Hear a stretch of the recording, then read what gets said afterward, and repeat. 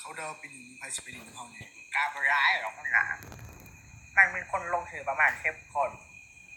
มันออกเงินกันคนละ50,000ถือเบียร์เข้าแล้วอยากให้ไปเป็นไงคุณยงโต้โหงเงินของเขาอยู่บ่ล่ะหรือว่าไปกินแล้วล่ะคอยก็ออกอยู่ช่วงเนี้ยนะแต่คอยบ่มีเงินหลายปานใดเด้ลูกคอยมันเซ็งว่ามันต้องได้ใช้เงินหลายคนได้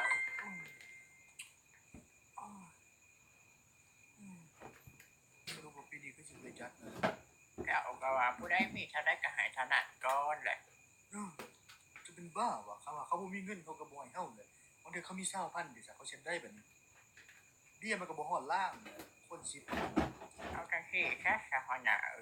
คำว่าบ่มีเงินอย่างนี้กับพี่ชื่อเราบางใหม่ทำมากินมันก็เมาคือการกินเข้าไปกระเจ็บหัวลงบาดเดียวได้เพราะแม่ไม่ใช่บ่เมาได้กินอันนี้แอลกอฮอล์มันก็สูงคือกันจะลองกินเบิ่งจะจึงสิโหมันแซ่บทำใดเจ้าบอกว่าก็น่าสนใจอยู่แต่ข่อยบ่สนผัดปลาแนวหนักถ้าจะกินจังคือฉันก็ไปหาตูดกินอยู่เฮือนหมู่มันสิบ่ดีกว่าบ่หมู่เจ้าบ่ก็ให้มันเฮ็ดคือได้เป็นคนหลาย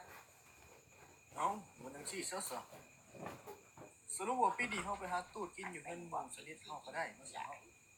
เอาสิไปนำข่อยก็มาข่อยอยู่เฮือนเด้อที่31น่ะมันมีหมู่หลายอยู่ขอตูดได้อยู่ดอกเขาไปนำได้กลายไปเขาก็เอิ้นเฮาอยู่ดอกมันเป็นธรรมเนียมนั่นแหละหมู่เก่าหมู่แก่กลายไปมันก็ต้องเอิ้นอยู่แล้วเนาะโอ้ยเอาไปนี่เนาะเอาไปนี่แล้วนะสักไปไป let's go